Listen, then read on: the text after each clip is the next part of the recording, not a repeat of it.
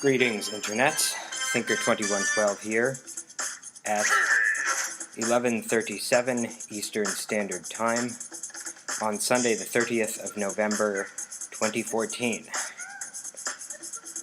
I will make this video brief because, as you may or may not be able to tell, my voice is not feeling very good today.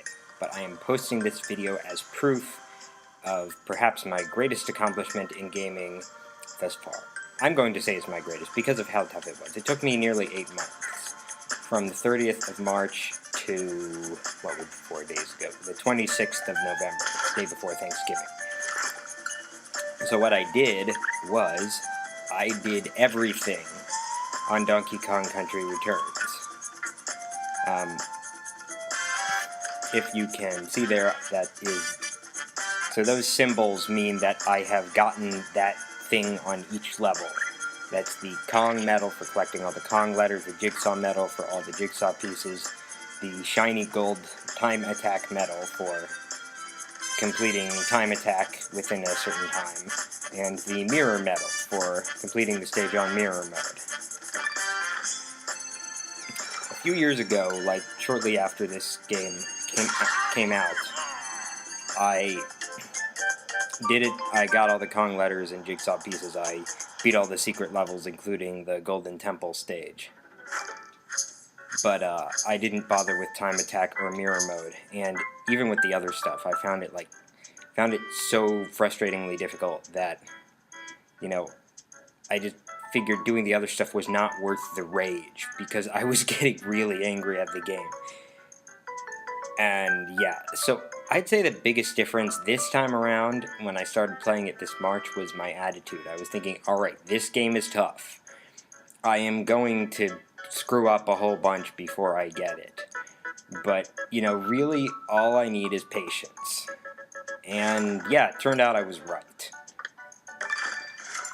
So I will show my times for all of the stages here. What's going on here is there's the game will tell you what you need for a bronze or a silver or a gold medal if you're playing time attack. There is also another time that it will not tell you. It is stricter than the time for gold. It will not tell you what that time is. It will only tell you whether or not you've gotten it. And if you do get that time, it will get you the extra shiny medal. If you see how there are those sort of white points at the top right and bottom left corners of each of the time attack medals, those are the third ones from the left, on the ones that have all 4 symbols. Yeah, so just to give some sort of indication of how I did, now I wasn't going for the best possible times on any of these stages. I was just going for the shiny medals.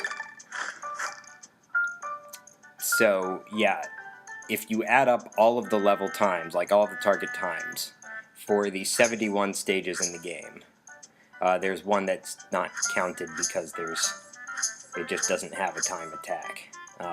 That's liftoff launch. But for the 71 stages where you can do time attack, the sum of all the bronze medal times comes out to 2 hours, 29 minutes, 24 seconds. For silver, it's 2 hours, 1 minute, 16 seconds. For gold, just the regular, non-shiny gold, it's 1 hour, 43 minutes, 23 seconds. And for shiny gold, it's 1 hour, 33 minutes, 54 seconds. My total time for all the stages was 1 hour, 32 minutes, 35.90 seconds. The target times are all in whole seconds, but it times you up to hundredths of a second. The Pack Attack, I don't remember the number at the end of his name, but he's basically known as the king of individual stage speedruns in this game. I added up the total of his stage times, and it's 1 hour, 20 minutes, 24 point... Hold on, is that right? Yeah, 1 hour, 20 minutes, 24.98 seconds. So it's possible to do the stages a lot more quickly than I did them. But like I said, I wasn't going for the fastest possible times. I was going for the shiny gold medals. And the variations in difficulty are pretty big. There are some that I accomplished in half an hour or less of trying, others that took me more than 5 hours over a period of several days. I'll tell you right now what the most difficult 3 of them were. One of them was popping planks. Shiny gold time is 59 seconds. I thought it was 58 seconds. Of course, I was pleasantly surprised when I saw that it was actually 59, because otherwise I would have had to do it again. Then there is also Tippin' Totems. Target time is 55 seconds. This stage is just, I think this one is probably the most difficult one in the game. It took me more than 5 hours to get this one. And Golden Temple was also very tough. Target time is 1:02.